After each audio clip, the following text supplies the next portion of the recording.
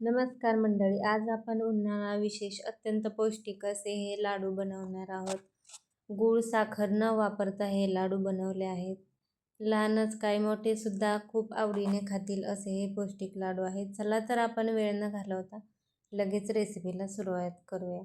तर लाडू बनवण्यासाठी सुरुवातीला कढई गरम करायला ठेवली आहे. त्याच्यात सुरुवातीला 1 चमचा तूप घातला आहे आणि तुपामध्ये आपल्याला 1 वाटी मखाने भाजून घ्यायचे आहेत.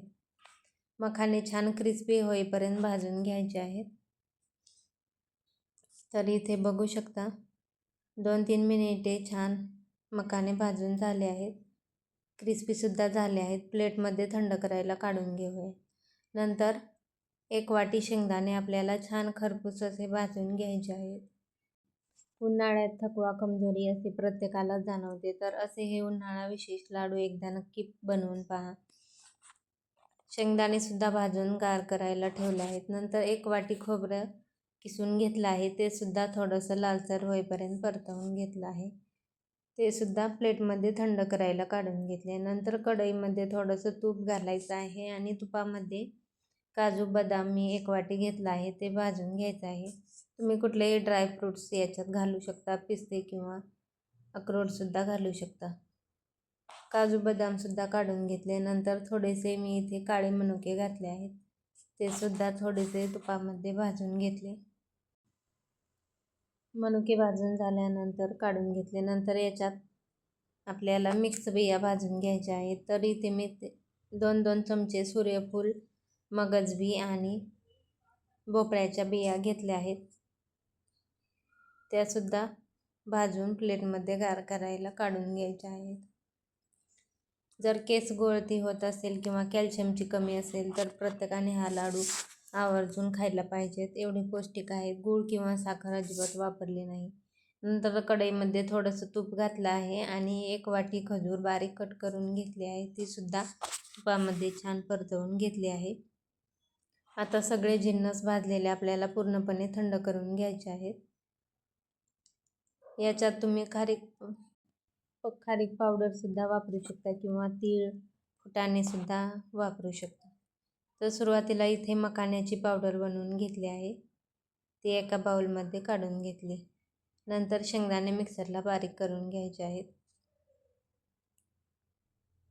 नंतर सर्व जिन्नस आपल्याला मिक्सरला जाडसर असे वाटून घ्यायचे आहेत. मखाण्याची पावडर बारीक केली आहे, परंतु ड्रायफ्रूट्स थोडेसे जाड ठेवले तरीसुद्धा चालेल. नंतर लाडू खाताना छान लागतो. तर इथे मी